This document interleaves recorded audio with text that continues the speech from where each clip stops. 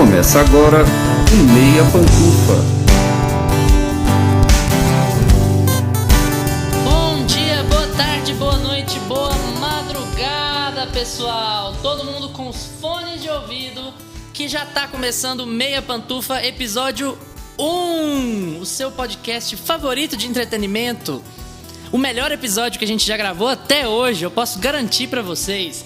Eu tô aqui com os meus amigos Gustavo Azevedo. Gustavo, manda um oi pro pessoal. E aí, galera?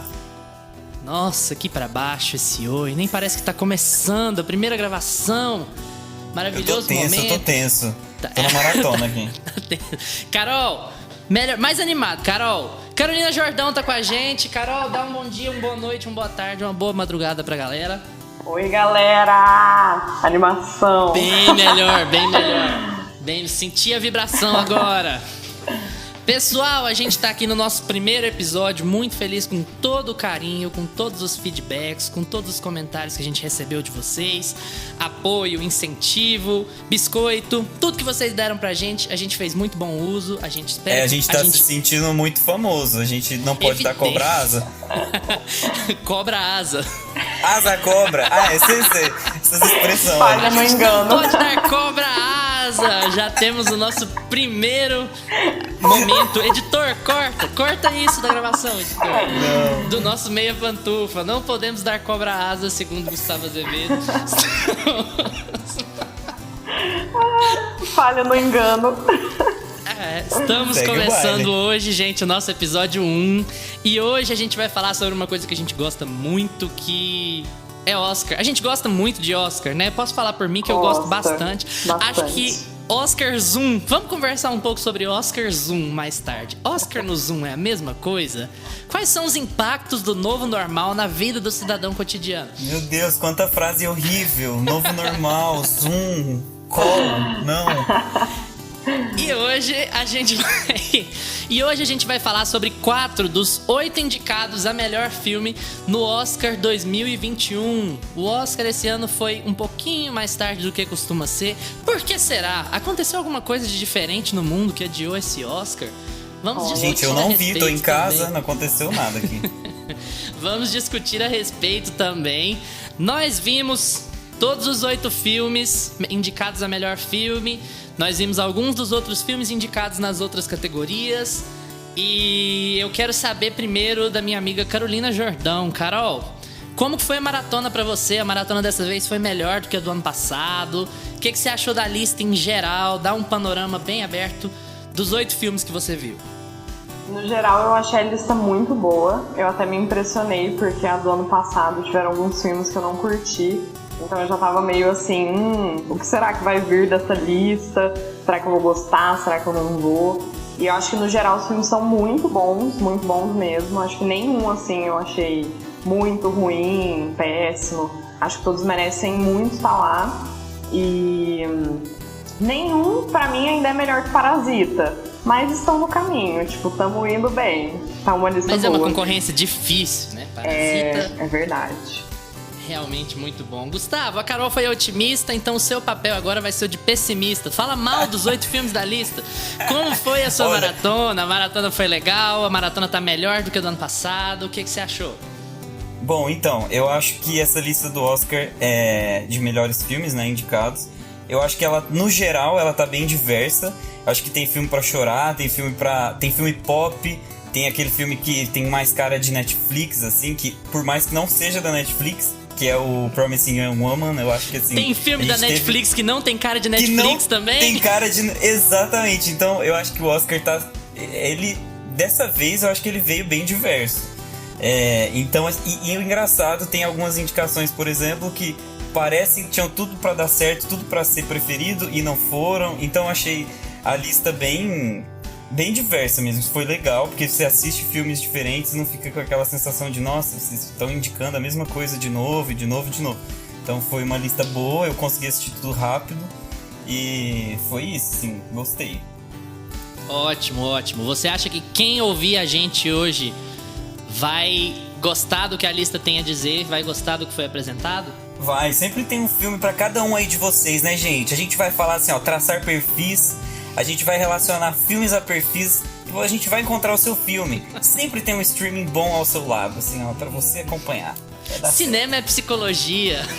Carol, o que você acha? Você acha que quem tá ouvindo a gente vai gostar do que vai ser indicado? Você acha que tem pra todos os gostos? Acha que a gente tá seguindo uma linha mais específica nesse Oscar? Qual que é a sua impressão geral? Eu concordo muito com o que o Gusta falou. Eu acho que os filmes são muito diversos. Tem filme pra quem quer chorar, tem filme pra quem quer talvez rir um pouquinho de uma coisa assim da vida, do cotidiano. E eu acho que no geral consegue agradar muita gente exatamente por isso, por ele estar muito diverso. Então você pode até não gostar de um ou dois, mas eu garanto que pelo menos um vai te agradar. Um eles vão acertar e vai dar certo. 1 de 8, pelo menos 1 de 8 vai funcionar. É isso que a diversidade traz pra gente, né? Pessoal, a gente vai agora pro tema central do Meia Pantufa de hoje, em que a gente vai comentar um pouquinho das nossas visões, das nossas opiniões sobre 4 dos 8 indicados a melhor filme de 2021 no Meia Opinião.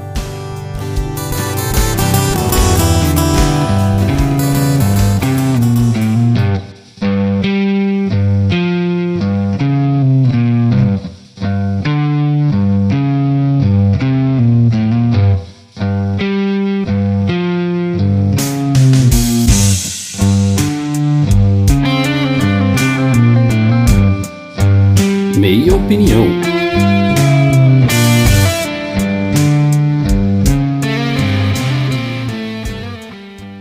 Só lembrando quem tá ouvindo que a gente vai ter alguns spoilers, viu? Nada muito grave, não precisa se preocupar tanto assim, mas só pra te avisar.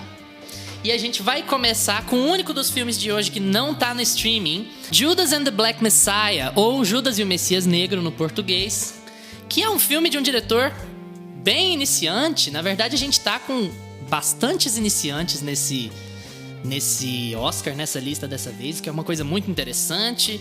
A gente vai comentar mais pra frente, mas é uma coisa que já indica que a academia talvez esteja tomando alguns rumos distintos do que sempre fez, quem sabe.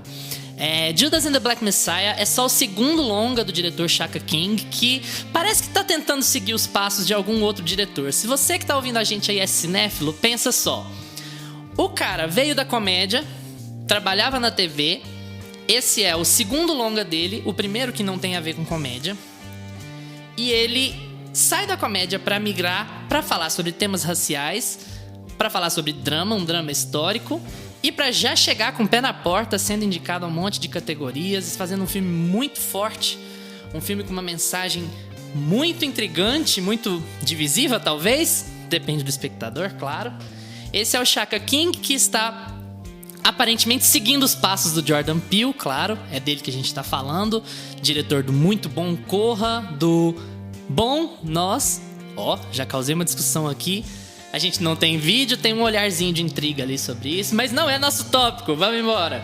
O filme foi escrito pelo próprio Shaka King e pelo parceiro Will Berson, e é um filme biográfico sobre um agente do FBI infiltrado nos Panteras Negras para derrubar o seu líder, Fred Hampton.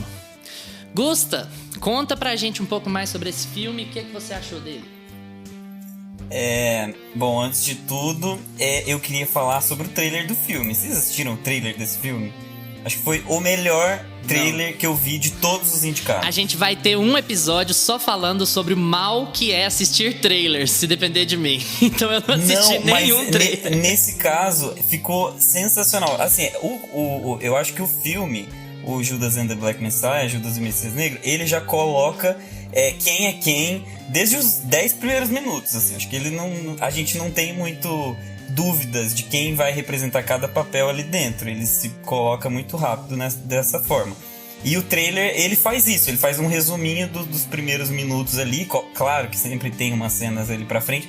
Mas o que eu achei genial é que eles colocaram uma trilha forte junto com os gritos de revolução. Aqueles gritos quando eles estão lá na igreja e tal, né? Falando. Então, assim, cara, assiste. Parece trailer do... Agora eu vou colocar aqui meu primeiro ponto. Parece um trailer do Christopher Nolan. Sabe aquele... sem defeitos, trailer hoje. Começou cedo. Gente, eu não hoje, posso na ver uma marca dos 10 oportunidade. minutos, a primeira menção ao Christopher Nolan. É o Merchan, né? Tipo Jequiti, Nolan. Gente, Exatamente. eu tenho um contrato com o Christopher Nolan, sou obrigado a falar, porque ele perdeu dinheiro agora, né, com o cinema e tal. Enfim, mas é isso aí, o filme ele tem como pano de fundo a luta dos Panteras Negras e toda aquela luta pelos direitos civis e tal, no final da década de 60.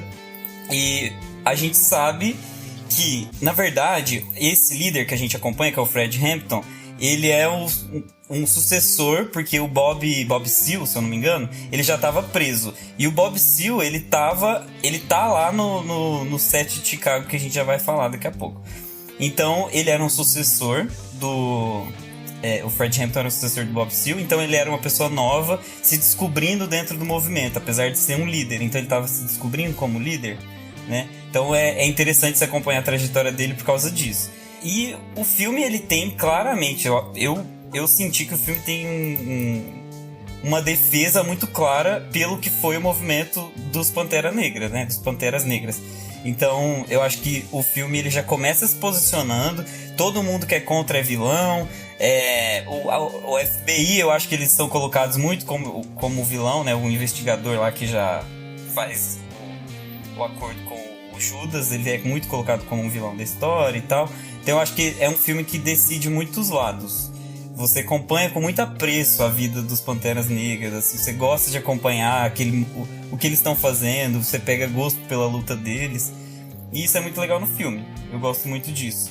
E ao mesmo tempo é um filme que não esconde vamos dizer assim, as coisas que poderiam fazer os Panteras serem mal vistos na sociedade contemporânea, né? Por exemplo, eles têm, sim, confrontos abertos, armados com a polícia, eles têm discursos que são muito fortes, que normalmente a Hollywood chapa branca não deixa passar, né? Por isso, inclusive, o Shaka King chega com o pé na porta quando vai fazer esse filme.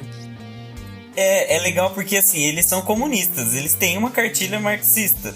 Então, é legal acompanhar como eles cuidaram muito bem de colocar na hora certa todos esses pontos. Porque senão você, dependendo do espectador, realmente ia gerar ia ficar intragável, assim, né? Mas é porque também tudo depende do espectador.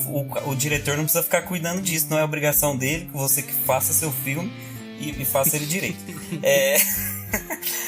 Mas eu achei o filme incrível, assim. Eu acho que tem uma coisa que eu queria comentar com vocês. O Daniel Kaluuya, ele tem 30 e tantos, 32 anos, se eu não me engano. E o cara, né, o Fred Hampton, ele morreu com 21, 2. Ele era tipo um moleque.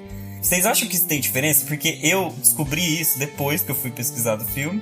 E eu acho que se tivesse um ator com cara de 20 anos, 22, teria que ser um ator muito bom pra me convencer no quesito maturidade. Que é uma coisa que o Kaluuya tem muito. Você confia em como ele tá representando uma autoridade forte ali, assim, né? Talvez... Será que isso tem peso, a idade dele? Ou não? Eu acho que pode ser que sim. O Daniel, ele foi muito preciso, né, na atuação dele.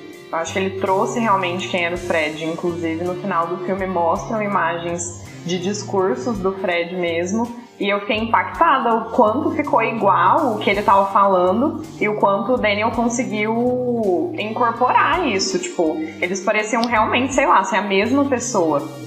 E o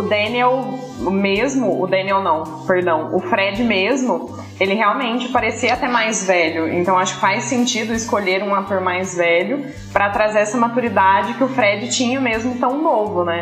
E ele realmente morreu com 21 e criou tudo com 21, né? Acho que ele começa toda essa carreira assim com 20, 21. E eu acho que fez diferença a escolha do Daniel e de um ator mais maduro. Acho que faz sentido, sim.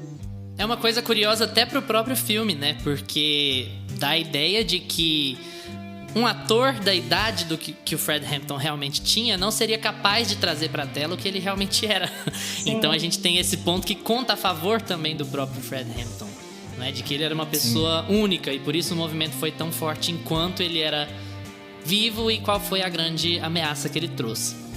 Sim. Ameaça pro status quo, evidentemente. Essa discussão é longa também, né? Porque se a gente for começar a entrar em quão o personagem precisa ser, o ator escalado precisa ser fiel a personalidade, né? Acho que a gente vai para um outro patamar. Acho que figuras históricas eu acho legal quando é mais próximo do que foi. Mas tem muita também discussão sobre quando trocam a cor do personagem, né? Sim. Tipo, aí já a pessoa já não pode ter um Batman negro, não pode ter uma... Aí já entra numa discussão que é muito maior, mas... E que rende muito, e que eu não sei também se é o caso a gente alongar aqui. Mas nesse caso era só de idade mesmo. Só uma perguntinha semi-retórica pra vocês. Quantos dias vocês ficaram na cabeça com Revolution is the only solution? Porque pra mim foram 5, 6 dias só com aquela música na cabeça, acordava com aquilo na cabeça. Impacta muito, né? Eu acho que isso também é um ponto muito positivo desse filme. Tudo que ele construiu, assim, no roteiro, talvez por ser um roteiro bem linear, ele é mais fácil de agradar o telespectador. Acho que a única cena de flashback é a do começo, que é o Bill, que é quem faz tipo Judas, dando a entrevista já depois de todos os acontecimentos. E a gente vê os conflitos de forma bem linear, bem certinha, bem datado, tipo, ele vai prosseguindo de boinhas, assim. E as atuações também são um brinde a mais, né? Eu acho que as atuações em si, elas pesam muito pra um filme ser bom ou ruim. Eu, pelo menos, acredito muito nisso. Quando eu vejo um filme que a atuação tá ruim, eu já não consigo me conectar muito. E esse filme é incrível como todos os atores estão muito bem mesmo. Você não duvida de nenhuma atuação, não duvida de nenhum personagem. Tudo que tá sendo entregue tá muito cru. Então, é um filme muito bom. Acho que é um dos meus favoritos, inclusive, dessa lista. Eu acho até interessante que você tenha trazido esse tópico, porque era uma coisa que eu queria trazer à baila pra vocês aqui. Tem havido muita divisão com relação aos críticos e com relação até aos espectadores de quem conseguiu assistir o filme. Vocês sabem como o acesso é limitado, especialmente em época de pandemia, mas mesmo quando não é, né? Não entra nos cinemas e toda uma outra discussão. Mas tem havido vem vindo com muita força entre os críticos a ideia de que o Lakeith Stanfield, que é o ator que interpreta o Bill O'Neill, que é o Judas do título, de como ele não entrega, na verdade, de que o personagem dele, a atuação dele é bastante linear. É uma posição com a qual eu tenho que dizer que eu concordo, mas eu imagino que isso seja um reflexo de quão boa foi a atuação do Daniel Kaluuya. Pra mim, já adiantando aqui a sessão palpites, pra mim o Daniel Kaluuya vai levar fácil o Oscar de melhor ator coadjuvante.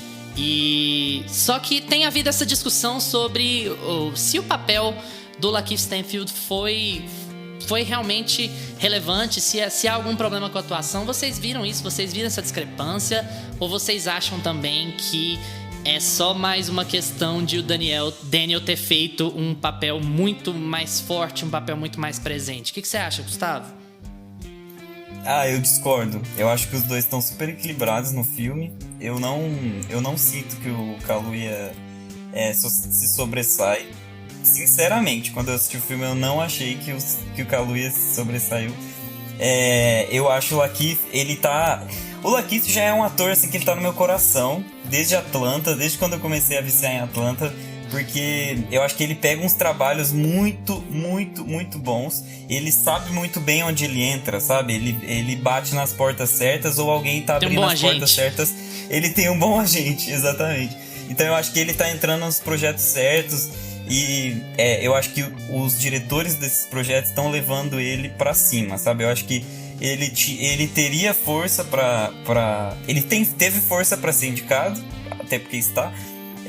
Eu acho que ele teria força pra vencer, mas ele não vai vencer por causa do Kaluuya. O Kaluuya deveria estar indicado a ator lead, né? Lead actor, porque nada a ver. Eu achei meio assim, não sei vocês, mas eu acho que ele não deveria estar em coadjuvante. Acho que o Lakeith tinha que estar em coadjuvante. Enfim, essa divisão é sempre nebulosa, né? A gente não só sabe pra contextualizar, direito. Tanto o Lakeith Stanfield quanto o Daniel Kaluuya estão concorrendo ao Oscar como atores coadjuvantes. Exatamente. Então o filme está sendo tratado pela academia como se ele não tivesse um ator principal, digamos assim. Sendo que os dois são os mais próximos de serem principais. Então é um filme que nada acontece, porque só tem coadjuvante, é uma praça, eles filmaram a praça.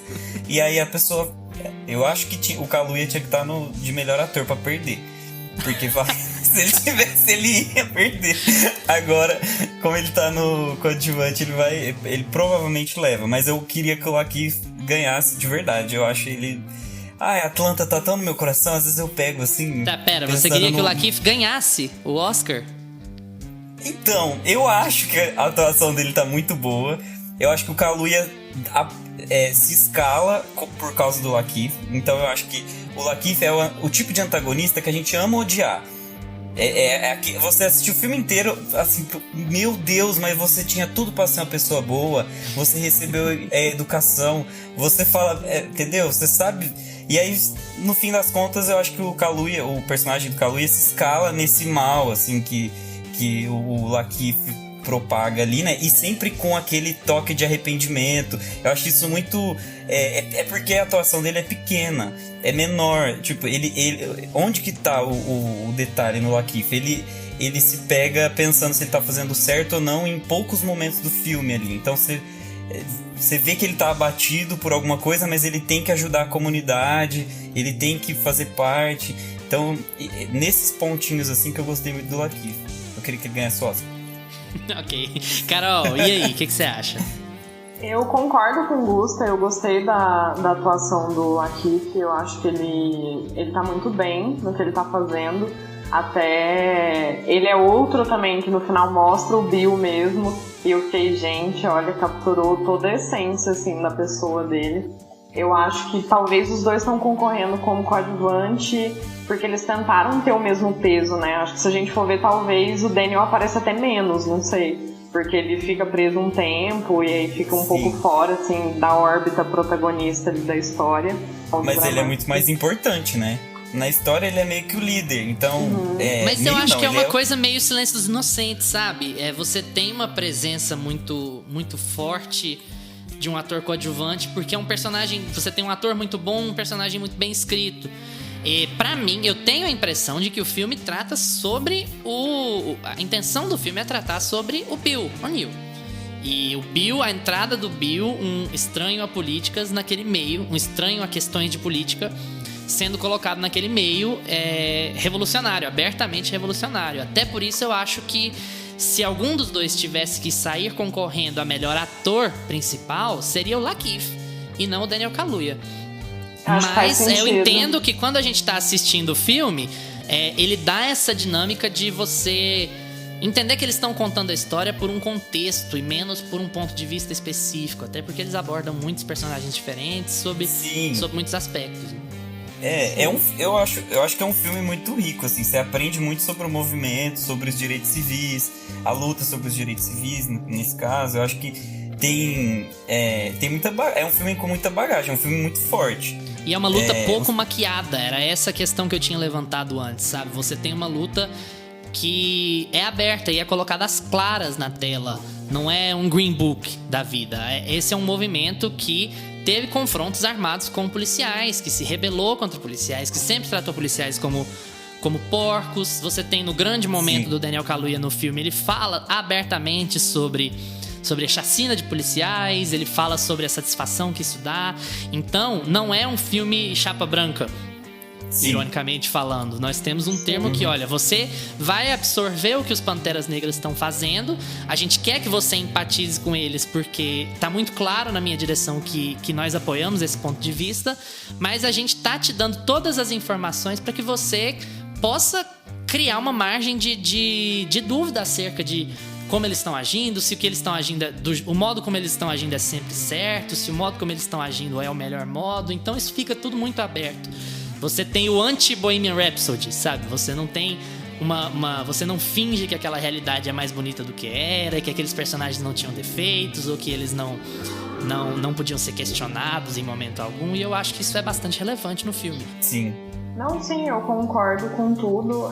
Eu acho que ele mostrou essa história de uma forma muito crua. Talvez por isso doa um pouco ver o filme. Tipo, você fica um pouco incomodado assim, com o que tá acontecendo. Eu acho que as escolhas, tanto de enquadramento quanto de cena, de sequência de cena, ela impacta muito em como a gente reage assistindo aquilo. Algo que eu até anotei, assim, pra destacar, que ficou muito na minha cabeça, acho que pra sempre vai ficar, foi a cena da morte do Fred, em que o diretor e o diretor de fotografia escolheram mostrar a cara da Deborah, que é a namorada dele, e não o tiro nele. O tiro fica em segundo plano. A gente só ouve o tiro. E a gente tem o impacto da cena pela reação dela. E eu acho que isso impacta muito mais do que a gente vê um cara tomando um tiro.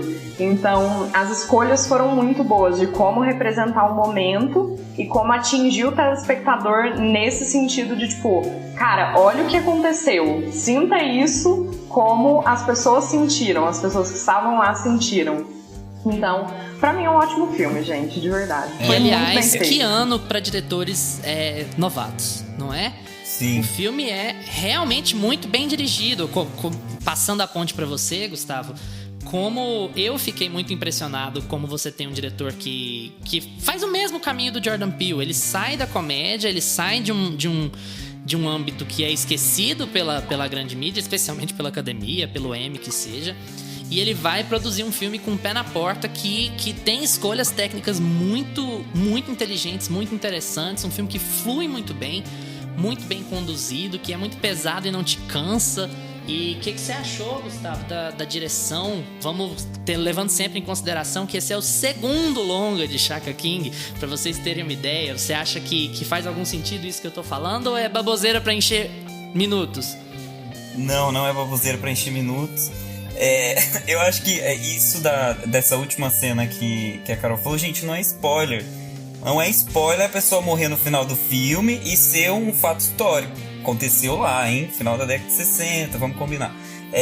Então, assim, essa decisão, por exemplo, que o diretor teve de mostrar o rosto da esposa e não definitivamente a morte dele. Isso é uma decisão que é muito acertada, porque precisa ter uma explicação. Por que ele mostrou aquilo? Porque ele humanizou o personagem de acordo com o casamento, de acordo com o filho que ele ia ter. Então ele constrói a humanização do personagem por meio da esposa, por meio de como a esposa reage a um momento que ele tá fazendo um discurso. Então, quando ele tá fazendo um discurso, eles decidem mostrar por muito tempo a reação dela, insatisfeita, insegura, que ela tá satisfeita porque os Pantera Negras, eles têm um líder forte, mas ao mesmo tempo esse líder forte é o pai do filho dela, que gera inseguranças e ela tem medo e deu ruim, né? Então ela já estava esperando aquilo. Então eu acho que o diretor ele foi tão acertado nessas decisões que a narrativa, por isso que ele não é cansativo, na minha opinião. É um filme que ele escolhe muito bem por onde ele vai passar e o que ele vai mostrar no fim, o que ele vai te entregar de resultado.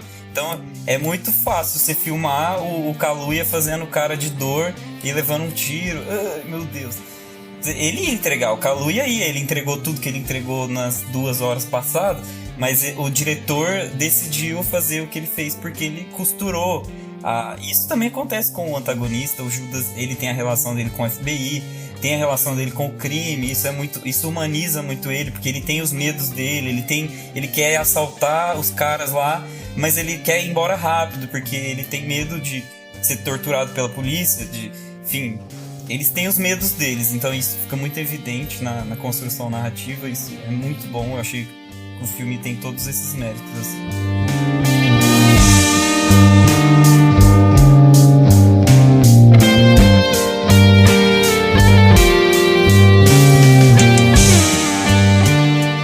Muito bom. Judas and the Black Messiah se passa em Chicago em 1968. E nós temos um outro filme que se passa em Chicago em 1968. Inclusive, bastante contextualizado com a história dos Panteras Negras, mas falando de um ponto de vista diferente, de uma outra situação que ocorre naquela cidade.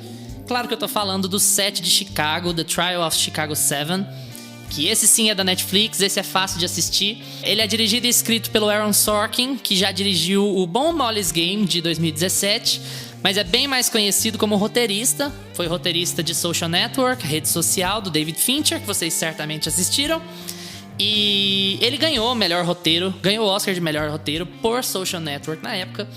E esse é o segundo filme de calibre que o Aaron dirige, digamos assim, e trata sobre a história de 7 pessoas sendo julgadas por incitação à violência durante uma convenção do Partido Democrata em Chicago, em 1968. Gusta, suas impressões gerais do que foi dito em 7 de Chicago e de se ele é bom ou não. Gente, assim, primeiro, uma dúvida que eu gosto de começar já resolvendo meus problemas.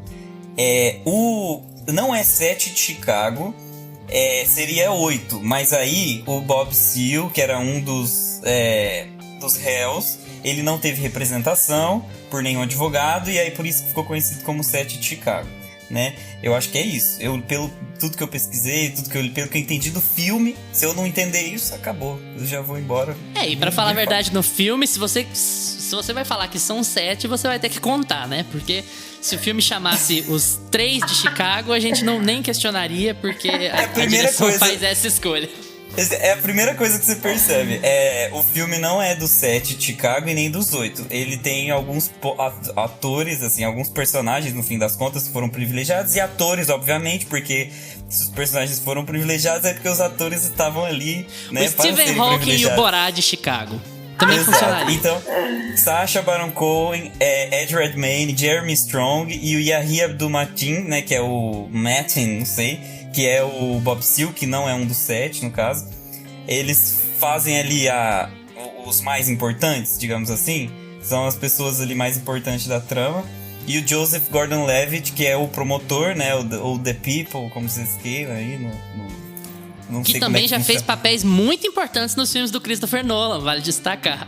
Gente, esse Joseph Gordon-Levitt, ele tem uma cara que, assim, ó, de pastel, que eu não... até hoje eu não consigo engolir. 500 dias com ela. Pra sempre. Nossa. O menino do 500 dias com ela. Ele, nesse filme, ele faz uma cara de bobinho, assim, de eu tô aqui porque eu não tenho opção, tô aqui, tem que ganhar meu dinheiro, tem que ganhar meu dinheiro, tem que fazer isso. O cara lá falou pra eu fazer, né? Vou ter que acusar esse povo aqui. Eu acho assim que o Joseph Gordon-Levitt foi uma das escolhas pra tentar humanizar também o outro lado. Só que daí o 7 de Chicago tem alguns problemas que o Judas and the Black Messiah não tem, por exemplo, que é não ser chapa branca. Que é ser chapa branca demais. Desculpa, o outro era... O 7 de Chicago, eu acho que ele tenta ser chapa branca, assim. Pessoal, só pra gente contextualizar aqui rapidinho, a ideia, pra quem não tá familiarizado, quando a gente fala do termo chapa branca, a gente quer dizer que o diretor ou o roteirista, eles enfeitam a realidade pra deixar as histórias mais palatáveis, as histórias mais acessíveis pra um grande público, sem que o grande público tenha que se questionar muito. Chapa branca é um pouco aquela coisa de cumprir uma agenda, né? Assim, romantizar. Você romantiza, você trata dos temas de uma forma pouco responsável, digamos assim. Você vai em cima da agenda e vai em cima. O que não é um problema. Eu acho que filmes que têm agenda têm o seu valor e a gente tem que analisar filme por filme. Não é assim, só porque tem uma agenda é ruim também. Vamos lá. Então, eu acho que o filme ele é muito seguro nesse ponto, assim, de escolher também o bem e o mal, mas ao mesmo tempo, quando ele tenta humanizar, ele dá os deslizes dele. Então ele tenta humanizar o promotor e aí dá uma deslizada porque o promotor parece que não entrega. Eu acho que não é problema do Joseph Gordon-Levitt. Tá bom que eu tenho o ranço dele, mas eu acho que foram as escolhas do diretor mesmo, assim, de não trazer cenas fortes com ele, de humanizar de uma forma geral o juiz, o promotor, o próprio júri. Eu acho que o júri tem alguns momentos que eu falava assim, agora humaniza o júri, agora eles vão crescer essa história. Aí chega, entrega um papel pra menina, a menina vai embora, não faz nada. Sim ou não, assim, Gustavo? O filme é bem dirigido? O filme é bem dirigido. Eu acho que o filme é bem dirigido, mas aí, esse é o problema. Acho que ele vai muito em cima do roteiro, acho que o roteiro é muito bem escrito, os textos são muito bem faladinhos. É um filme bem mecânico, assim. Você vê que desde o começo até o fim, o filme entrega uma história bem fechada, mas eu acho que faltou, né, personalidade, assim. Ele precisa... É um filme da Netflix, né? É um filme da Netflix. Excelente resumo. Vamos pro próximo assunto. Próximo tópico. Filmes da Amazon Prime. Carol, pois eu fiz essa pergunta pro Gustavo sobre o Aaron Sorkin porque, novamente, a gente tá falando de um pouco de houve alguma divisão com relação à interpretação do... Não interpretação, com relação à direção do Aaron Sorkin. Tanto é que ele não está indicado a melhor diretor, não houve sequer nenhuma menção do tipo. E ele já é comprovadamente um excelente roteirista, mas tem poucos trabalhos de direção. E eu, falando pessoalmente, acredito que a direção foi um pouco mecânica, assim como o roteiro. Acho que a direção foi simplista, ele fez o simples e o certo. É difícil dirigir dramas de tribunal. É difícil sair do óbvio nos dramas de tribunal, mas ainda assim achei a direção um pouco mecânica. Você concorda? Você discorda? Fala um pouquinho sobre esse filme também. Eu concordo muito. Eu acho que, igual vocês falaram, o roteiro ele é mecânico, eles tinham um roteiro, um papel, e eles seguiram o roteiro e fizeram um feijão com arroz. Então, o que eles queriam fazer, eles entregaram. Eu acho que não tem muito além no filme, sabe? É um filme que você termina de assistir e é isso. Tipo, eu não fiquei nem matutando muito sobre o filme. No final fala do juiz, etc. Eu fiquei, legal, parabéns, mas tipo, é isso. Eu acho que é muito diferente do que o Judas faz. O Judas and the Black Messiah, você fica tipo, meu Deus, gente, fui muito impactada por essa história. Eu tô refletindo muita coisa sobre o sistema que a gente vive, a questão racial, e o Sete de Chicago, eu acho que ele falha um pouco nisso. Por isso eu até brinquei falando que ele é uma produção da Netflix, porque pra mim a Netflix entrega um pouco isso, sabe? Ela tem o feijão com arroz dela, ela tem como ela faz os filmes dela. Sim, nossa, e ela entrega o que ela quer, tipo, ela quer fazer aquele feijão com arroz básico e ela entrega. Óbvio, tem filmes e séries que fogem disso, são muito bons, isso tem mesmo. Mas, infelizmente, eu senti que não fugiu dessa vibe que eles tentam entregar. Que é bem aquele básico, eles fizeram a lição de casa e pronto, tipo, é isso. Não tem muito além disso. Quando eu vi que ele foi indicado, eu fiquei um pouco surpresa, confesso. Porque depois que eu vi o filme antes da lista do Oscar sair. E aí, quando eu vi que saiu, eu fiquei refletindo um pouco, tipo, nossa, será que é um filme Oscar, assim? Tipo, eu não sei, eu não peguei muito essa vibe pela direção, sabe? Eu acho que tá bem mecânica. É um filme ok, não é um filme ruim, mas eu acho que ele para aí, ele não entrega além de ser bom. Ele e para até curioso, bem nessa porque faixa. Ele sai, se não me engano, no inverno, né? E o Oscar tem muito essas coisas de... Quando o filme sai muito no começo do ano, ele normalmente é desconsiderado pela academia. É uma coisa que não faz muito sentido, mas é o que acontece. É o que aconteceu com Nós, do Jordan Peele, inclusive. Não com Nós, que não estava muito cotado, mas tinha um lobby muito forte pra Lupita, né? Que, pelo amor de Deus, o trabalho da Lupita em Nós é espetacular. E ela acaba não ganhando indicação. E talvez o lobby da Netflix esteja melhorando com a academia, né? Depois de todas as rixas, porque é um filme que foi lançado lá no começo. E ele é um filme, nas opiniões dos três aqui, um tanto mecânico. E ele... Bom, é interessante, eu gostei, mas assim, mecânico. Um filme pra assistir em casa. Pra assistir de pantufas. E aí... Mas ele tá nas indicações e é uma coisa muito curiosa com relação aos hábitos da academia. Mais uma vez, a academia parecendo que está mudando alguns de seus hábitos de escolha. Gustavo, você tem algum ponto que você considerou mais positivo acerca do filme? Talvez atuações ou talvez alguma questão mais técnica? Então, eu acho que essas decisões, só voltando um pouquinho que você falou, essas decisões, por exemplo, da Netflix retomar um filme que não seria cotado e de não ter muito a cara de Oscar, eu terminei de assistir e não achei cara de Oscar. Eu discordo, eu acho que depois que eu terminei eu falei assim, nossa, esse filme eu também acho Oscar bait. É igual o Green Book, é um filme assim, estilo Green Book, que inclusive ganhou o Oscar. Então, eu acho que tem a cara do Oscar. Porque ele é o Sete de Chicago, ele é um filme que ele é operante, né? Então, assim, você assistir ele, você até imagina o que vai acontecer. Ele não te traz muitas surpresas. E ele é um filme de momentos. Então, eu acho que é aquele tipo de filme que é legal pra Netflix depois pegar esses momentos e colocar lá no case dele, sabe? Assim, depois que ganhou o Oscar. Aí eles colocam as pessoas, tipo, o discurso do personagem do Redmayne no final do filme, sabe? Aí eles pegam aquele grande momento e transformam em um... Muito, sabe, brega, vamos combinar. Brega, mas é Redmayne, né, gente? Sim. Você tem ranço de metade do elenco do filme, é isso? Não, o Redmayne eu gosto do Redmayne, eu acho ele muito bom, eu acho que ele interpreta... Eu gosto muito de como ele sabe ser versátil, assim, ele já fez personagens muito diferentes uns dos outros, ele já fez personagem trans, ele já fez personagem cadeirante, né, o Stephen Hawking, e aquela atuação é complicadíssima pra ele. E aí agora a gente vê ele fazendo uma coisa que é mais operante, mais mecânica, e a gente fica, nossa, é a síndrome do como é que é o nome, gente? Do Jack Sparrow. Como é que é o nome do homem? Do Johnny Depp. Síndrome do Johnny Depp. Você vê a pessoa fazendo papéis muito diferentões e aí você quer colocar ela em papéis cada vez mais diferentões. Eu acho que o Redmayne tá ótimo nesse filme, operante, ele faz o que ele tem que fazer, mas o problema realmente faltou pulso na direção, faltou personalidade. Os atores estão bons, mas nada muito espetacular, assim. Então, Carol, Sacha Baron Cohen, indicada a melhor ator coadjuvante. Faz sentido? Eu não entendi nada, gente. Não sei, pra mim não faz sentido.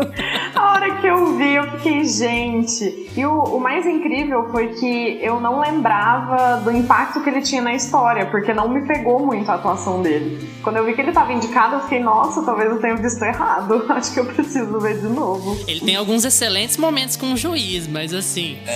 Oscar? Ele é fanfarrão, né? Ele é o fanfarrão do filme. Mas assim... ele só faltou o Eminem no tribunal e ele caindo vestido de anjo em cima do Eminem pelado, com a bunda pra cima da cara do Eminem. Essa era o desfecho. Isso teria sido um baita plot twist. Ninguém ia chamar o Aaron Sorkin de mecânico se isso tivesse acontecido no filme, eu tenho certeza. Ia ser impactante. Gente, pra quem não sabe, pesquisa aí Eminem, Borá. Não, Borá não, é Bruno, né? Quando ele interpretava o Bruno. Ai, nossa. O Eminem tava sentado numa premiação. Não sei, o Sacha tem tantos trabalhos brilhantes. No Grammy? Acho que era no Grammy. Ele tava sentadinho lá e aí veio o Baron Cohen, que tava interpretando o Bruno, pendurado pelo teto, num cabo de aço, meio pelado, assim, vestido de anjo, e ele caiu no colo do Eminem, que estava concorrendo a 8mm, sei lá, os filmes dele, as músicas do Eminem. 8 Mile. 8 Mile, 8mm. Ai, gente, os fãs do Eminem saindo do podcast. E do Sacha Baron Cohen também. E do Johnny Depp. Dá like. A gente quer o amor de vocês, a gente não quer o ódio. A gente quer o amor de todo mundo. A gente não gosta de alguns atores, mas não é pessoal, tá tudo bem, tá tudo certo. Não é pessoal, só não vejo os filmes. Só não ligo, só não, pelo amor de Deus, Johnny Depp, não.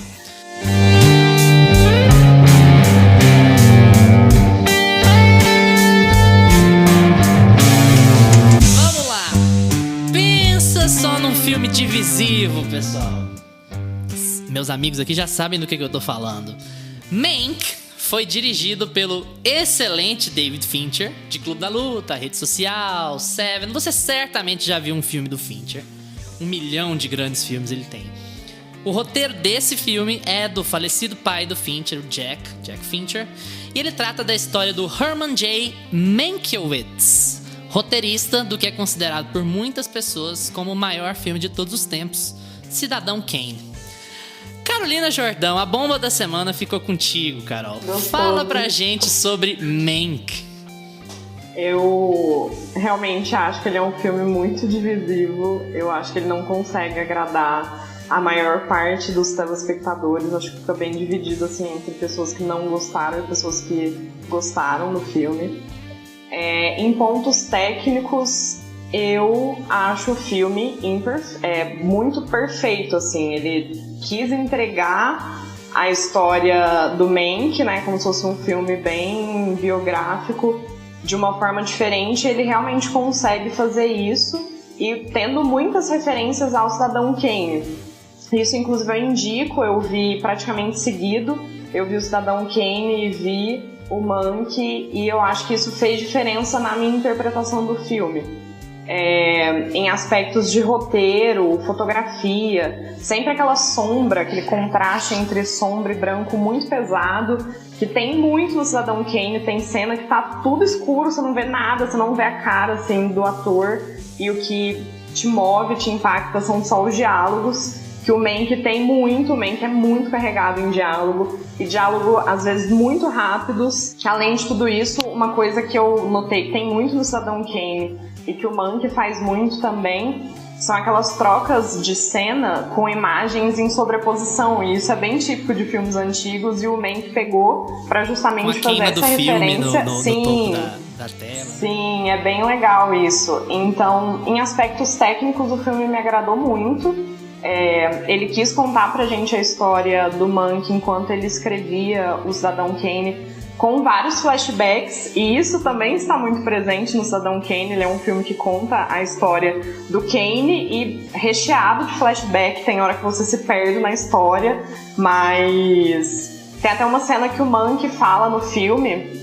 Ele quase explicou o filme, né? Mas tudo bem, a gente releva. Mas eu acho que fez sentido na hora que ele tava falando. Ele tá escrevendo o roteiro do Cidadão Kane e ele fala: eu pensei nesse roteiro como se ele fosse uma rosquinha. Ele não é uma linha. E é justamente isso que o Mank te entrega. Ele entrega um roteiro muito rosquinha. Ele roda em tudo. Que a hora que ele tá lá na frente, volta atrás, depois volta, ele tá com a perna quebrada e ele tá lá num jantar bêbado. Aí você fica tipo, meu Deus, gente, eu tô um pouco perdida. E acho que talvez por isso ele não agrade todo mundo, porque ele não é um filme fácil de ser visto. Ele não é gostosinho, linear, contando a história bem certinha do que tá acontecendo. Eles vão jogando vários flashbacks. Pelo menos no Mank eles falaram quando são os flashbacks, diferente do Cidadão Kane, que ele só te joga assim e fala, se vira pra você entender. E eu acho que o Cidadão Kane ele é muito preciso e muito bom na época que ele foi lançado. O Mank, eu acho que as pessoas se perderam um pouco. Não sei se elas entenderam tudo assim do filme, se elas captaram tudo que estava acontecendo. Então, é um filme, até a minha opinião é dividida, porque eu gostei da parte técnica e pessoalmente eu não gostei, eu não consegui me conectar muito assim com a história. É a história de um homem branco, hétero, cis, escrevendo um roteiro. Aí eu fiquei meio tipo, nossa, não é muito parecido comigo, já não tem um aspecto de pessoalidade pra eu me conectar com o personagem. E a história é bem demorada, assim, tipo, as cenas são muito lentas e os diálogos muito rápidos, aí você fica, gente, tô perdida na linha do tempo, não sei onde eu tô, não sei o que tá acontecendo. Aí termina o filme e você fica, que legal. Você fica, E o texto é aquele conhecido que todo mundo tem, né? Que é o conhecido que tenta entrar na balada dando carteirada, falando o nome de pessoas que ninguém tem a menor ideia de quem são. Exatamente. O grande problema de Mank é esse. Mank tá recheado de referências dos anos 30. É muita então, se é gente, inacessível é muito pros estadunidenses, imagina pra gente. Gustavo, Mank é inacessível e ruim ou inacessível e bom? Porque acessível não é. Eu tenho medo das suas perguntas. E de como elas podem me comprometer. Cancelada. Ai, cancelado no primeiro episódio. Deixa eu falar, vamos lá. Mank foi um filme que eu assisti 2 vezes. Foi o único filme da lista que eu assisti 2 vezes. Uma acordado e outro dormindo. Uma dormindo a primeira e a segunda acordado. Depois de ter visto Cidadão Kane. Então precisou... Um filme requer 3. Então... pra ver a dificuldade. Deixa eu só emendar a minha pergunta, então. Minha pergunta com outra pergunta. Mank é inacessível, eu acho que isso vai ser um consenso pra qualquer um mesmo, pros mais fanáticos por cinema, eles vão falar que Mank é um filme inacessível. Mank funciona sozinho? Você que assistiu uma vez sem ter visto Cidadão Kane e depois, outra vez, depois de ter visto, ele funciona sozinho? Ele boa funciona? Pergunta. Muito boa pergunta. Pra mim, Mank não funcionou sozinho. Eu precisei de Cidadão Kane pra assistir Mank, justamente por toda essa questão. No Cidadão Kane, você assiste Cidadão Kane, você não sabe quem foram os produtores, diretores, executivos, então você não sabe. Mas, ao mesmo tempo, você se contextualiza visualmente, como o roteiro se comporta. Tudo se comporta de acordo com o Cidadão Kane no filme. Eu acho que tem... os traços de Cidadão Kane ficaram muito presentes aqui, e agora a gente tem câmeras melhores, a gente consegue entregar um filme mais bonito, visualmente mais bonito, a gente consegue trabalhar vários 50 Shades of Grey de sombras. Então... Meu Deus! Então, isso é uma coisa legal. A Carol comentou e eu achei muito legal, porque eles trabalham muito bem com contraste. É um filme que trabalha muito bem isso mesmo, tipo, a superexposição. E aí, na mesma cena, você tem partes bem escuras, assim, tem cenas à noite que são muito bonitas, né? Várias cenas à noite que foram gravadas de dia. De dia, isso é comum, inclusive, né? Porque é difícil gravar à noite. Mas a gente vê que por exemplo, WandaVision foi uma série gravada boa parte ali em preto e branco também, e a gente tem um visual mais voltado para sitcom. Então o visual do sitcom, ele é flat, você precisa ver todos os elementos. Então se você vai lá buscar a direção de arte de WandaVision, você vê que eles usaram roupas de tom pastel, clarinho, para poder dar tipo uma sensação flat. E ali no Mank, por exemplo, tem uma cena que ele tá com a Amanda Seyfried lá no... Esqueci o nome da personagem dela. Numa pracinha, assim, perto de um... no jardim da casa dela. No jardim, gente. O meu jardim é daquele jeito. Tem um zoológico, tem umas girafas, é meu jardim. E eu achava que era uma praça, mas tudo bem. Você vê que ele colocou um terno preto, assim, no Mank. E é muito... Você dá um mega contraste, né? Tipo, terno preto à noite, junto com... Não lembro se o vestido da menina era branco ou não reparei nisso. Era branco. Mas provavelmente a roupa dela era mais clara pra dar esses contrastes, assim, também. Então eles trabalham muito bem a fotografia, você fica muito assim, nossa, que filme bonito, que filme legal, mas será que eu tô entendendo a história? E aí no final você entende, eles fazem muitas metáforas, é um filme que trabalha muito bem, por exemplo, a questão do alcoolismo, né? O Mank, ele é alcoolista, não sei, tá revisando esses termos aí, né? A central de cancelamento. Alô? Tem problemas gravíssimos com o álcool. Isso, graves problemas com o álcool.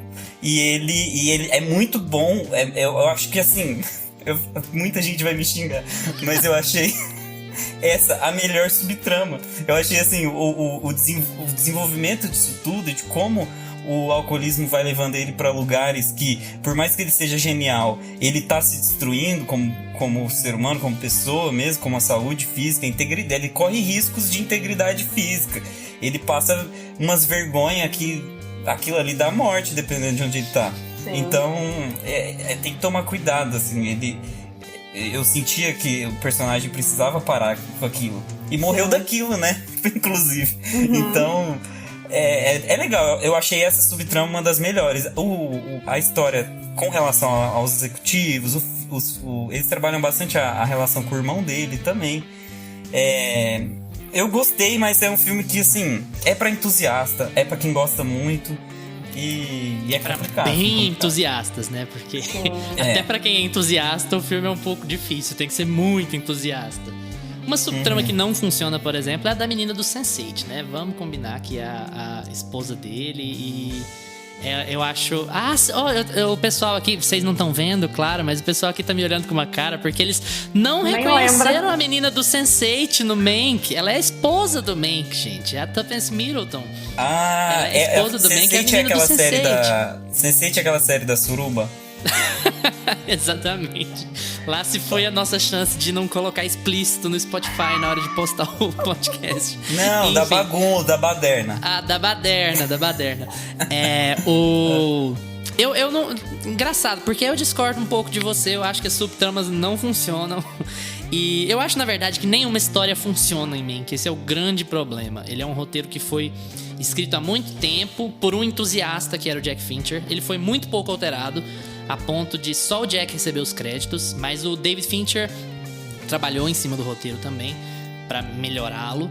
Só que eu acho que as histórias não funcionam. Eu acho que é um filme de apreciação. Filme completamente de apreciação. Você vai ver pra assistir, pra tentar contextualizar o que você viu em Cidadão Kane. E se você não tiver visto Cidadão Kane, concordo contigo, Gustavo. Eu acho que a experiência não vale a pena. A experiência não conta.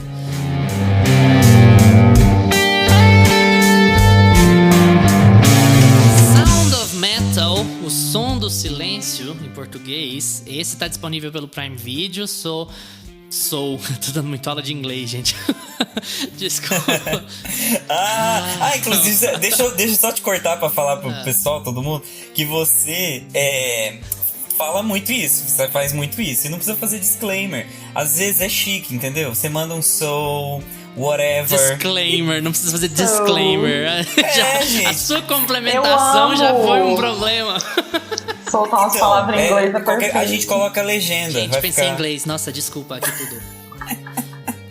Ok. Sound of Metal tá no Prime Video, pessoal. O Som do Silêncio, se você for procurar em português. E é mais um trabalho de um estreante. Esse filme foi dirigido pelo Darius Marder e escrito por ele e pelo irmão Abraham Marder. O filme conta a história do Ruben, que é um baterista de heavy metal que tem a sua vida virada de cabeça pra baixo quando ele começa a perder a audição. E eu não quero entrar em mais detalhes, eu vou deixar a carga todinha pra Carol. A Carol tá com uns trabalhos pesados hoje aqui do podcast. No próximo episódio a gente reveza. Carol, fala mais sobre Sound of Metal. Eu gostei muito de que foi um diretor estreante, porque no geral eu achei um filme muito bom. Ele pra mim representa muito a busca pela autoaceitação e também por tentar se encaixar em padrões ditos normais, entre aspas, da sociedade. Ele até se torna uma pessoa meio obsessiva, assim, por não ficar surdo, né, ou contornar essa deficiência de alguma forma. E eu acho que o filme é entregue de uma forma muito sincera. Eu acho que eles não romantizaram esse filme, eles entregam o que realmente vive uma pessoa com deficiência, com surdez. E também acho que mostra muito como a gente se sentiria se isso acontecesse, né?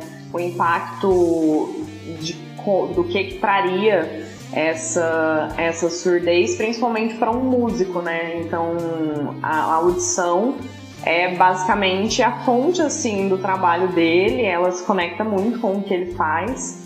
E o personagem do Ruben, ele se desenvolve muito bem, ele vai crescendo ao longo do filme. Ele é uma pessoa que saiu do vício de drogas pra ter a banda e etc, e conheceu a namorada.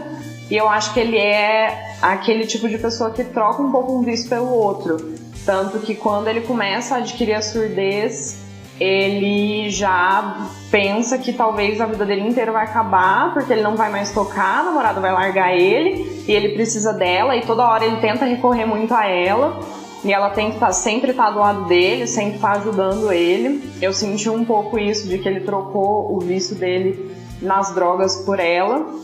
E é muito até bonito como é feito a construção da história, porque eu acho que, igual eu falei, eu acho que em momento nenhum eles romantizam tudo que ele viveu e tudo que ele tá passando. E a construção técnica da trilha sonora é genial, porque como falar sobre um filme de surdez? Como você impacta as pessoas que estão vendo? Então tem cenas... Vou até emendar uma pergunta na sua fala. Pode falar. Tem alguma concorrência para as categorias técnicas de áudio contra Sound of Metal?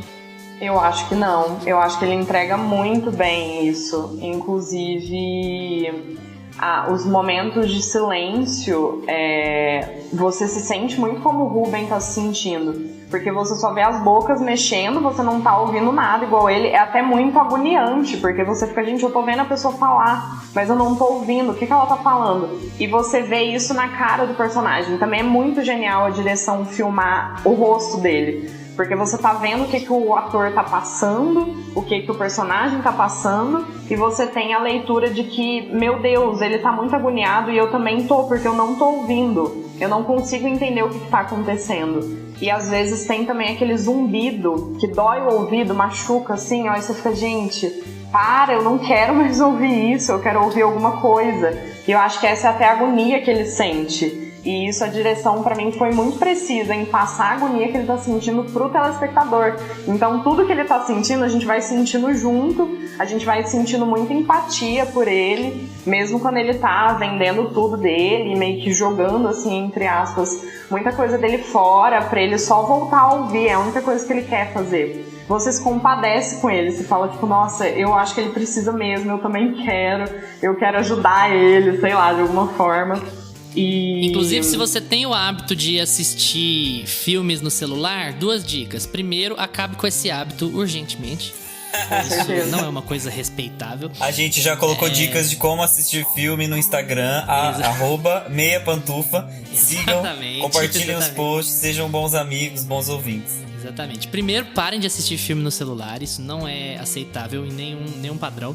E a segunda coisa, se você não quer parar com esse hábito, tudo bem, as liberdades pessoais, mas esse filme não assista no celular, por favor. Assista com fone de ouvido ou assista num sistema de home theater, se você tiver. Se não tiver, assista pelo menos no sistema da TV, porque o áudio desempenha um papel crucial no desenvolvimento desse filme, não é mesmo? Com certeza. Eu acho que ele entrega tudo assim que a gente sente, tudo que o Ruben tá sentindo é bem baseado nisso. E até nas partes que ele consegue colocar o aparelho auditivo, eu não sei o que vocês sentiram, mas eu fiquei até enjoada. Porque ficava aquele zumbido absurdo e ele ouvindo só a vozinha no fundo. E ele com aquela cara de, meu Deus, eu sacrifiquei a minha vida inteira pra isso e não funcionou. O que será de mim? O que eu vou fazer agora? Então, eu acho que foi muito, muito preciso como a história é construída. É um filme que agrada muito. Eu fiquei muito, muito impactada. Eu gosto muito dos filmes da Prime Video. Eu acho que eles conseguem entregar bem, assim, o que eles querem fazer. Polêmicas. Prime Video é o anti-Netflix, Carolina Jordão? Olha, eu acho o conteúdo, assim, da Prime Video melhor que o da Netflix. Eu acho que eles têm uns filmes mais... talvez uma pegada mais cult até do que a própria Netflix. Então eu Vai tá dentro, inclusive, assistam A Vastidão da Noite, por favor. Que filme espetacular. Enfim. Esse eu não vi ainda, vou anotar pra mim. Então, anote a primeira indicação do podcast é essa.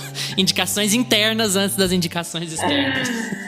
E é até legal, até a própria fotografia, né, do filme. Tipo, ele não é um filme muito colorido, com cores muito vibrantes. Ele tem muito contraste, muita sombra também. Não é preto e branco, mas as cores que eles mostram são sempre muito carregadas. E tem cara de filme indie também, né? Sim, tem muita cara de sim. filme indie, fotografia pálida, câmera de mão, Exato. esse tipo de coisa. E eu acho que é tudo pra gente sentir o que ele tá sentindo. Tipo, essa vibe bem próxima do personagem. A gente fica bem junto, assim, com ele, assistindo a tudo que ele tá passando. Inclusive, então, muito close, né? O filme tem muito close, muita proximidade. No geral, é um filme muito bom. Eu gostei muito. Gustavo, fala pra gente da sua opinião sobre Sound of Metal. Sound of Metal vem forte nas concorrências aí, talvez não de melhor filme, mas em geral no Oscar. Total, assim, eu gosto muito do filme. Eu não sei se ele vem forte, pra ser bem sincero. Ele tem cara de que chega bem e vai apagando, vai morrendo. Ele tem uma cara de filme que não vai muito pra frente. Mas a gente gosta, assim, a gente que gosta de filme sabe que ele tem muito o que falar, né? Acho que o filme ele tem que falar sobre alguma coisa de uma forma interessante. E esse filme, ele é muito intimista. Ele é um filme de estudo de personagem. É um filme que eu sou, agora mais um, eu sou fã da história do Riz Ahmed, que é o que faz o Ruben. O Riz Ahmed, eu vi que ele ia dar certo na vida quando ele fez uma série da HBO que chama The Night Of. The Night Of é uma das séries mais espetaculares que a HBO produziu. É sensacional. Ela mistura... Ela tem várias etapas, assim. É uma série que mistura primeiro uma confusão ali, um crime, aí depois tem a investigação, aí depois tem detetives, aí depois tem advogados, depois tem tribunal. Então é uma série que ela passa por várias etapas, assim, de um crime, digamos assim, de um réu, de um acusado, o que a pessoa faz na prisão, o que ela tem que fazer para sobreviver. E o Riz Ahmed segura todos os episódios na mão. Tem um ator também muito bom que faz o advogado, que agora eu não lembro. Mas foi ali naquele momento que eu percebi que o Riz Ahmed ele ia despontar. E esse filme ele tem essa cara de indie por causa do Riz Ahmed. Se vocês olharem como o Riz Ahmed tratou o filme, até no Instagram dele, por exemplo, ele foi colocando umas pistas, umas fotinhas e tal dele. Até hoje ele coloca algumas coisas e ele tá numa pegada assim super indie.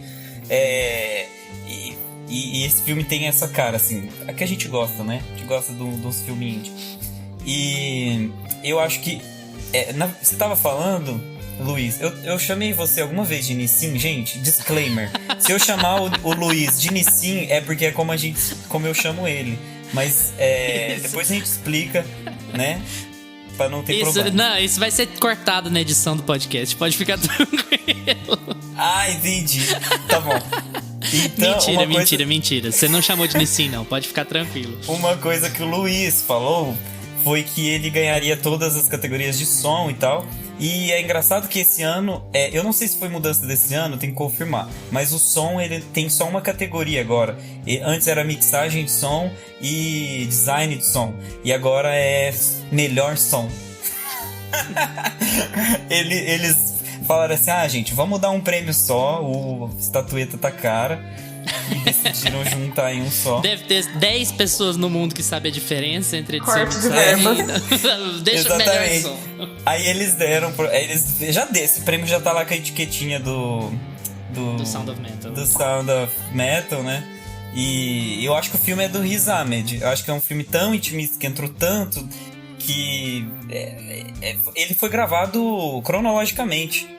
Ele não foi gravado peça a peça. Então você acompanha a evolução do cara. No final do filme você chora com ele e fala assim, cara, é isso. Isso que é um protagonista, né?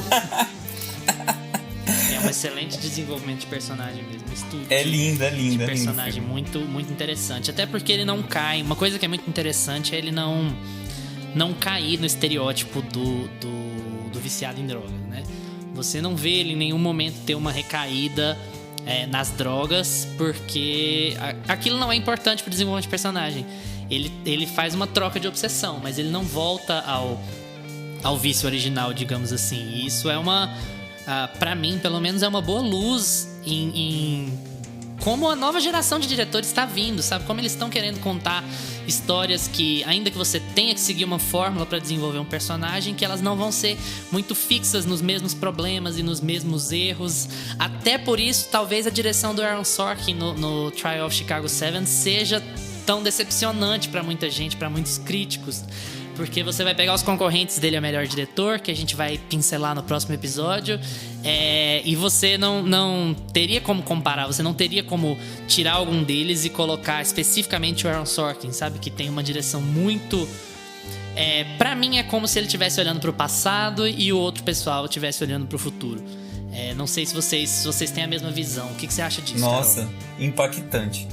Sim, eu acho que faz muito sentido. Tanto a parte do set de Chicago quanto a parte do Sound of Metal. Foi muito bem... Tudo no Sound of Metal foi muito bem construído, né? E eu acho que é muito importante também ele ser indicado, justamente por ele também ser um filme muito representativo, né? Eu não sei se na história do Oscar tem muitos filmes indicados com pessoas com deficiência, mas foi muito bom ele estar lá presente. Eu acho que uma galera vai se sentir representada pelo que acontece na história e pelo que acontece com ele. E é muito legal ter essa outra visão de quem era dependente de drogas, porque às vezes a gente tenta falar sobre um assunto e a gente cai nos mesmos clichês sempre, faz aquele mesmo roteiro, conta aquela mesma história, e isso se torna um pouco cansativo para quem tá assistindo, porque a história de uma pessoa que foi dependente de drogas também às vezes não é só recaída. Tem, mas não é só isso. Então é legal a gente ver outro personagem com outra perspectiva, lidando com outros conflitos. Então eles foram muito... O diretor foi muito feliz. E a atuação também... Eu acho que ele só não ganha por causa do Anthony Hopkins. Porque... eu queria vamos falar sobre disso mais atuação. tarde. Eu já tô na frente, do Riz Ahmed. Eu quero, por favor. Inclusive, a gente tem uma indicação muito interessante desse filme. Nós temos 2 indicações interessantes desse filme. Nas categorias de atuação, a gente tem o Riz Ahmed na categoria concorrendo como melhor ator. Eu pessoalmente acho uma categoria muito forte esse ano. Melhor ator e melhor atriz são categorias muito fortes esse ano. E a gente tem a boa indicação do Paul Raci, que é o Joe que é o mentor do Narcóticos Anônimos, em que o Riz Ahmed se coloca. E é muito interessante que ele esteja lá, porque ele tem um papel muito crucial, mas muito singelo, muito leve na história, que é muito interessante. Mó paz, né? Ele, né? Ele é mó paz. Mó paz, mó paz. Ele Já é mó que a paz. gente teve uma pontinha aqui, Gustavo, você quer entrar nas especificidades de Riz Ahmed? Você acha que ele vem forte? Não entre muito sobre o melhor ator. Vamos falar sobre ele especificamente. Não vamos entrar sobre... Não vamos falar sobre todos, mas a gente pode falar dos que a gente já falou até então. Que a gente tem o Gary Oldman e tem o Riz Ahmed. O Gary Oldman ganhou em 2019? 2020? Quanto que ele ganhou por... Foi 19 pelo Churchill, né? Como chama o filme? Darkest pelo Tower? Churchill. Eu acho que ele... né? Acho que não vai dessa vez. Mas o Riz Ahmed, eu queria muito ver um prêmio pro Riz Ahmed, sabe? Depois a gente vai discutir mais pra frente. Eu acho que tem algumas premiações, todas, né, na verdade. Às vezes a gente acha que é injustiça a pessoa não levar, mas é muito complicado, são categorias muito fortes. Mas o Riz Ahmed, eu acho que ele precisa ter um momento dele. Em algum momento, ele vai virar o meu Leonardo DiCaprio. Mas não é dessa vez, né? Não vai ser dessa vez. Mas por esse filme eu acho que poderia, sabe? Ele é um filme muito forte, tá? Ele tá muito bem no filme. Mas depois a gente comenta.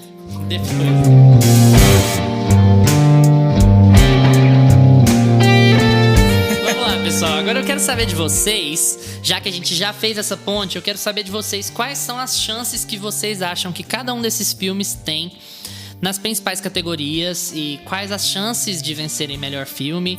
Gustavo, fala pra mim o que você acha que Judas and the Black Messiah vem forte pra, quem sabe, levar na premiação do dia 25. Então, a gente até foi comentando, né, ao longo daí da nossa conversa. A gente viu que nenhum foi indicado a melhor ator. Então acho que, como coadjuvante, ele tem 2 chances e ele vai levar. De algum jeito. Não é de algum jeito. A gente sabe qual vai ser o jeito que ele vai levar. Porque eu queria que fosse o Lakeith, mas vai ser o outro. Eu fico feliz também pelo Kaluuya. O filme é muito bom, as atuações dele estão muito boas e vai pro Kaluuya. Carol, você discorda? Concorda? O que você acha? Eu acho que vai pro Kaluuya também. Eu acho que ele leva esse Oscar. Com alguma tristeza, porque o Gustavo tá fazendo campanha pelos underdogs esse ano. Lakeith, vem Riz Ahmed, vamos ver. Mas eu tô totalmente com vocês. Daniel Kaluuya vai levar, não tem a menor discussão. Ele tá papando tudo na corrida. Ganhou o SAG, ganhou o Globo de Ouro. E são termômetros bastante significativos, né? Melhor filme, como é que vai ser, Gustavo? Vai, leva, tem chances, forte, fraco? Então, eu gostaria que o lobby tivesse sido maior. Eu acho que a gente não teve lobby suficiente para esse filme. Assim, Judas e o Messias Negro não vai despontar, eu acho. Mas eu acho que é filme suficiente para levar um Oscar, sim. Da lista é um baita de um filme, é uma baita de uma história, muito bem contada. Tá levando aí atuação. Então a gente, quando começa a levantar a atuação, a gente começa a levantar a direção. Não foi indicado, mas uma boa atuação sempre tem por trás um bom diretor ali, né, de cena. Então eu acho que foi um filme forte, muito bem feito, mas acho que não teve lobby, assim, a gente não tá ouvindo muito falar, né, sobre a vitória. Carol, você acha que foi uma esnobada triste do Oscar pro Chaka como melhor diretor? Lembrando que as indicações são o Winterberg por Another Round, o David Fincher foi indicado por Mank, o Lee Isaac Chung foi indicado por Minari, Chloe Zhao por Nomadland e Emerald Fennell, também estreante, indicada por Promising Young Woman. Você acha que o Chaka merecia uma indicaçãozinha aí? Eu acho que sim. Eu não vi Druk, então eu não sei como tá essa direção, vou até assistir ele depois. Mas a direção do Chaka tá muito boa. Eu acho que ele mereceria ser indicado. E eu tô com gosto também na vibe de melhor filme. Eu acho que a gente tem fortes indicados em melhor filme. E pode ser uma surpresa. Acho que tem filmes que talvez são favoritos, mas a gente pode ter aí a surpresa de talvez Judas levar esse Oscar como melhor filme. E eu tô torcendo um pouquinho por ele. Acho que ele tá ali no meu top 3 de melhores filmes dessa categoria. Muito bom. Carol, puxa a fila sobre o Sete de Chicago. Sete de Chicago vem forte para as categorias em que tá presente ou é um azarão? Eu acho que não tá forte, mas também foi a minha visão de direção, assim, pessoal do que o filme entrega. Eu não sei, acho que ele não vai levar nenhum. Nenhumzinho? Nem assim, o Consolação, o sobrinho do Oscar? Oscarito? Eu tava vendo até as categorias que ele tá concorrendo e pelas que ele tá, eu acho que não. Eu acho que tem filmes mais fortes. Ok, Gustavo, o que você acha? Então, depois que Moonlight, um filme indie, ganhou de La La Land, que era, assim, o filme, era Há o controvérsias. filme pra ganhar. Não, ele não era o melhor filme. Oscar bait, sim. claro, né? Sem dúvida. Mas ele Foi era um feito pra Oscar isso. bait. Era o cotado. Ele foi feito pra ganhar e ele teve muito lobby. Era um filme pop, tinha o Ryan Gosling, Emma Stone, tudo assim, tinha tudo pra dar certo. E Moonlight levou, assim, ninguém tava olhando pra Moonlight. Ninguém dava, assim, devia estar no 7º da lista, assim, das apostas. Todo mundo levou a rasteira. Então, assim, eu acho que o Sete de Chicago, pelo lobby e de como a Netflix tá entrando no Oscar, eu não ficaria surpreso se o Sete de Chicago ganhasse numa espécie de Green Book aí da Netflix, sabe? Vamos dar um prêmio pra Netflix? Vamos. Por qual filme? O filme mais vamos pro Sete de Chicago, mais entendeu? clichêzinho ali. Eles não vão dar prêmio pro Mank. A gente não vai ver Mank ganhando. Inclusive vamos entrar aí já no Mank. Mas eles não vão dar prêmio pro Mank, que fala sobre Hollywood, porque não é um filme que tem um apelo pop, não fala sobre a indústria. Porque eles gostam não só de autorreferência histórica, eles gostam, assim, que fica massageando a indústria, né? Então, a entrada da Netflix, essa potência que tá entrando aí, talvez Sete de Chicago seja um vencedor. Eu vejo como uma possibilidade. Mas... eu não sei pra melhor filme, mas eu acho que eles vão ganhar o prêmio de consolação, que é roteiro. A Academia sempre tratou o Oscar de roteiro como um Oscar de consolação. É o único Oscar que eles deram pro Spike Lee. É sempre uma briga. Mas eu não acho que vem tão forte, apesar do lobby. Eu acho que o lobby fica muito dividido. A Netflix cometeu um erro, no caso, porque ela tem 2 filmes na lista, né? E eu não sei se vai ser um bom caminho colocar 2 filmes na lista, porque isso sempre divide o lobby. Isso tem um peso muito forte na Academia no fim das contas, né? Sobre Mank, o que você acha, Carol? Como é que vai vir Mank? Mank tem boas chances nos aspectos técnicos, tem boas chances nos aspectos não técnicos. O Mank, melhor filme, eu concordo com o Gusto. Eu acho que ele não leva. Não é um filme, assim, que acho que a galera daria o prêmio. Melhor ator, o Gary Oldman, ele tá muito bem, mas eu acho que ele também não vai levar. Talvez pelas pessoas com quem ele tá concorrendo. Melhor direção, ganhou recentemente também, acho... né? Eles sempre levam muito isso. Sim. Melhor direção, eu acho que ele tem ali uma pequena força. O David Fincher, ele sabe muito bem o que ele faz, né? Ele constrói muito bem os filmes. E talvez seja uma possibilidade de ganho ali. Acho que vai ser uma briga que o Mank tá levando seriamente. Acho que ele tá concorrendo ali real. O que você acha, Gusto? Eu acho que o Fincher vai pegar o Oscar dele quando ele voltar full Fincher, assim, sabe? Vou fazer um filme Fincher. Mas eu vou fazer um filme tão Fincher que vocês vão ficar assim... Meu Deus! Brad Pitt, policiais, mistério, sangue, pessoas mortas, fotografia escura, eu acho que ele vai, fumaça neon. O Fincher vai ganhar o prêmio dele quando ele fizer esse filme dele, Fincher, assim, agora é meu momento. E aí ele vai fazer. Eu acho que ele não leva com esse porque ele fez uma coisa diferente demais, assim. Acho que foi... Saiu muito. Nós temos também uma franca favorita que vai ser falada daqui a pouco. Ok, e por último, Sound of Metal. Carol, fala pra gente também o que você acha de Sound of Metal. Nós já adiantamos que a gente acha que o prêmio de melhor som, que eram 2, depois 3, depois 1, depois 2, agora é 1 de novo, não tem concorrência, mas Sound of Metal tem outras grandes chances? O som acho que ele já levou, a gente pode pular essa categoria, ela já tá ganha. Todo mundo já postou, inclusive o Oscar já tá aqui, vocês não estão vendo, mas ó, eu tô aqui, vou entregar lá na mão do Darius. Já tá na mão de todo mundo. Eu acho que talvez em roteiro ele tenha chances, porque o roteiro do filme é muito bem construído, ele entrega muito bem a história do Ruben e a construção do protagonista, acho que ele ganha muitos pontos favoráveis nisso. Melhor filme, também é um filme que me agrada muito, que eu gostaria, se ele ganhasse eu ficaria feliz, não ficaria triste. Mas eu não sei se ele leva, eu acho que é bem a vibe daquele filme indie, assim. Apesar de que é o que o Gustavo falou, né? O Moonlight levou, merecidíssimo, mas... Moonlight sem defeitos, que filme perfeito. Mas... Há consenso aqui no Meia Pantufa, né? De que Moonlight é melhor do que La La Land? Ou nós vamos ter algum fight? Com certeza, pelo amor de Deus. Demais. A gente dá o Oscar pra aquele povo branco cantando, pelo amor de Deus. A pessoa querer me convencer que o Ryan Gosling entende mais de jazz do que o John Legend. E aí os caras estão querendo me dar um prêmio.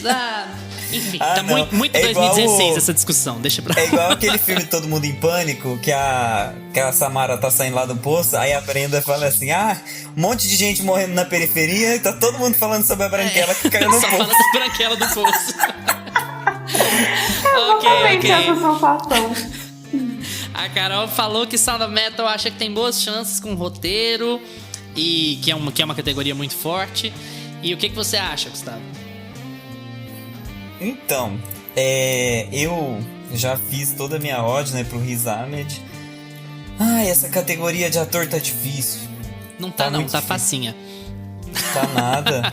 Nossa, eu votaria no... Não vou falar. No Riz Ahmed. Não sei.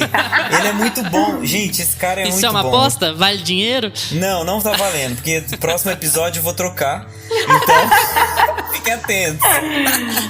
Tá. Eu acho que vai pra som, gente. Não tem muito o que fazer. Vai ter só som. Ok. Pessoal, vamos agora então ao nosso quadro preferido, em que a gente compartilha os nossos gostos bem estranhos com você que nos ouve. É hora do Pra Assistir de Pantufas.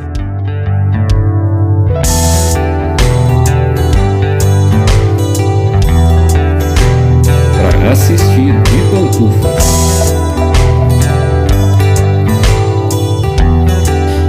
Carol, passa pra galera a sua indicação de hoje.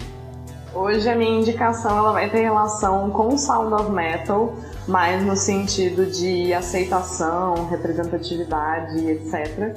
E é do filme francês O Escafandro e a Borboleta, inclusive tem no Prime Video. Tá facinho aí, muito acesso, dá pra gente ver. E é isso, assistam e depois contem pra gente o que vocês acharam. É de chorar, não é? Já ouvi falar que é de chorar. Lencinho. Esse filme é tudo de chorar, né, gente? Que a gente... As indicações da Carol, vocês vão ver, as indicações da Carol vão ser todas de chorar. No 100º episódio, ela vai recomendar essa lista de Schindler pra gente, vai ser maravilha. A escolha de Sofia. Escolha de Sofia. Gusta, fala pra gente qual que é a sua indicação de hoje. Eu vou passar a perna e vou dar 2 indicações. Uma que na verdade não era nem pra ser indicação. Mas nem começamos, você já tá querendo passar a perna na categoria. É porque uma não é nem indicação, é uma obrigação. Porque a Lumena que mandou, que tem que aprender toda a história dos Panteras Negras. Tem que pesquisar, tem que assistir documentário. Os caras foram muito fodas, sabe? Eu acho que a gente tem muito que aprender da história deles. E pelo menos vai lá e lê, assiste documentário e tá bom, aprende um pouco. Aí a minha indicação de fato, de cinematográfica, audiovisual, vai ser Atlanta, que tem o Donald Glover como criador, o Lakeith como um dos atores, que a gente comentou aqui. E a história sobre dois primos que decidem... Eles são bem pobres, eles moram na periferia de Atlanta, e aí eles querem ser músicos, um quer ser produtor, o outro quer ser um rapper, o Paperboy, e aí eles vão fazer carreira de músicos, assim, nos perrengues. Você acha que é só coisa boa, mas que esse povo sofre. E tem um episódio que tem uma referência ao Michael Jackson, assim, ó, que é o episódio que... Sério, gente, assiste Atlanta, é muito bom. Donald Glover é outro dono do meu coração. Agora o Gustavo vai deixar vocês na expectativa da referência do Michael Jackson. Tá lá no 16º episódio da terceira temporada. Não, tem 2 temporadas. Ó, vamos lá. A terceira Netflix, tá em processo de produção. A gente tem que falar de onde? Tá na Netflix. Donald Glover que fez. Donald Glover é o cara do Childish Gambino, que fez This Is America, e que vocês conhecem, que é muito bom, e que ele é o cara... Amigo da Beyoncé, do Jay-Z. Essa galera ali, ó. Fraco não. Muito bom, assiste. Ok, pessoal. A minha indicação vai ser Cidadão Kane. Por favor, se você é um entusiasta de cinema, você tem que assistir esse filme, mesmo que seja pra não gostar, tá?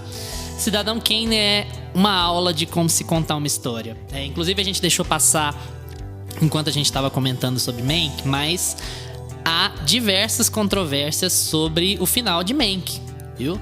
Há várias das fontes estudiosas de cinema dizem que o final de Mank não é condizente com a realidade. Então, assim, assistam Cidadão Kane, vejam como aquele filme é construído, prestem atenção nos detalhezinhos, especialmente se forem assistir Mank, assistam Cidadão Kane antes, viu? É um espetáculo de filme e vale constatar, como a gente estava falando do Fred Hampton, o Orson Welles estava nos seus 20 e poucos anos quando ele dirigiu o que é considerado por muitas pessoas o melhor filme de todos os tempos. Então é isso aí por hoje, pessoal. Muito obrigado pela atenção de vocês. Muito obrigado pelo imenso carinho que vocês já estão dando para esse projeto, pelas várias mensagens de incentivo que vocês nos enviaram. Tchau, Gustavo. Gente, tchau, tchau. Sigam a gente nas redes. Tchau, Carol. Tchau, gente. Assistam as indicações, por favor. Isso, claro. Siga a gente no Instagram e no Twitter, @meiapantufa. Siga a gente no seu agregador de podcast preferido, Spotify, Apple for Podcasts, Deezer, onde você conseguir achar a gente. A gente tá no YouTube também. Se for assistir a gente no YouTube, se inscreva no canal, aciona o sininho lá pra saber quando é que você vai saber das nossas novidades por lá. Esse podcast vai ser lançado em modo estreia no YouTube, então nós vamos comunicar isso nas redes sociais. Se você estiver ouvindo por lá, ajuda muito a gente com o chat ao vivo. Vai ter algum de nós lá pronto para atender vocês enquanto o podcast estiver rolando. Semana que vem a gente vai ter a parte 2 desse tema, com os 4 filmes restantes indicados à categoria de melhor filme do Oscar 2021. Muito obrigado pela atenção. Valeu, até lá!